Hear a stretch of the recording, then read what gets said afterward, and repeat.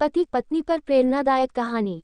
नमस्कार दोस्तों, आपका दिल से स्वागत है। तो आज हम आपके लिए पति पत्नी पर बहुत ही प्रेरणादायक कहानी लेकर आए हैं जो आपकी जिंदगी में बहुत ही अच्छी सीख देगी। पति पत्नी को ये कहानी जरूर पढ़नी चाहिए। तो चलो दोस्तों, ये कहानी शुरू करते हैं।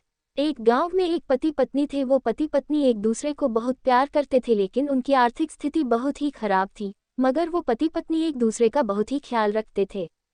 एक दिन की बात है, पत्नी अपने पति से कहती है कि भगवान ने मुझे इतने खूबसूरत और लंबे बाल दिए हैं, लेकिन इन बालों में लगाने के लिए मेरे पास एक भी अच्छा हेयर पिन नहीं है। क्या तुम मुझे हेयर पिन लाकर दोगे? तभी पति अपनी पत्नी से कहता है कि तुम पागल हो, मेरी घड़ी की बेल्ट पिछले 10 दिनों से टूट गई है, लेकिन मेरे पास नया बेल्ट लाने के भी पैसे नहीं हैं, तो मैं तुम्हारी हेयर पिन कैसे ला सकता हूँ।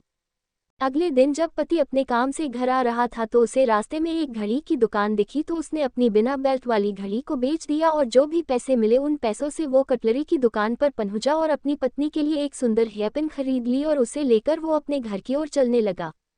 घर पहुंचकर पति ने दरवाज़ा खटखटाया। तभी पत्नी ने दरवाज़ा खोला तो पति कुछ देर तक अपनी पत्नी को देखता ही रहता है।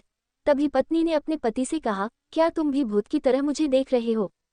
तभी पति बस इतना ही कह सका कि तुम्हारे लंबे बाल कहाँ गए? तब पत्नी ने कहा कि मैंने अपने बाल कटवा दिए और बेच डाले, और जो पैसे मिले उनसे मैं आपकी घड़ी के लिए ये खूबसूरत बेल्ट लेकर आई हूँ। और पत्नी ने वो बेल्ट अपने पति के हाथ में रख दिया। तो पति ने पत्नी से कहा कि मैं इस बेल्ट का क्या करूँ? मेरे पास जो बिना बेल्ट वाली घड़ी थी उसको मैंने बेच दी, और जो पैसे मिले उनसे मैं तुम्हारे लिए ये सुंदर हेयर पिन लेकर आया हूँ।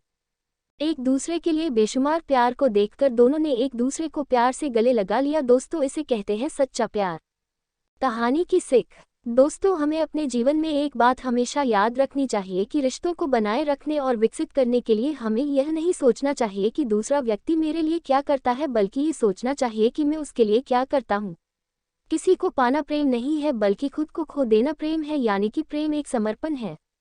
प्रेम ही एक ऐसा धागा जो पूरी दुनिया को आपस में जोड़कर रखता है। प्रेम ईश्वर के द्वारा दी गई एक अनमोल भेंट है। इसलिए हमें सामने वाले इंसान को परखने के बजाय उसे समझना चाहिए।